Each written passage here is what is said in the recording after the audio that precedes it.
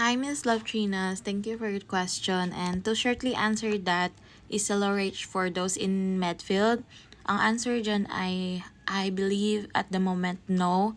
Kasi nakapag-refer po kami ng may mga experience sa healthcare kahit hindi sila graduate in medical field. So, pwede natin i-check din kasi kung ano pa yung ibang requirements. So, punta lang kayo sa HelloRich, yung work with us na part.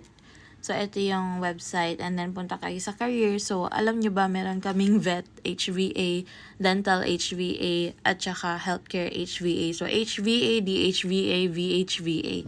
So, dito ako sa HVA. Pero kung meron kayong experience dun sa iba, baka naman pwede din kayo dun. So, diba, dito sa overview, makita nyo dyan. Wait lang.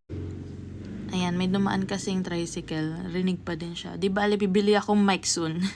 So, pagtingin nyo dito sa requirements, ayan, nakalagay nga lang, graduate of any allied health course. Dati kasi may nakalagay at least 2 years ng BPO experience related to healthcare account, ganyan.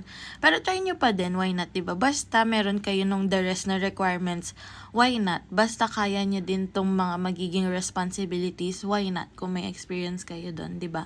Ako, wala akong ganun na experience, pero yun lang, ang naging upper hand ko is graduate ako ng physical therapy. Kaya kahit hindi nga ako masyado mag-English dati, basta lakas lang ng loob and then willing to learn.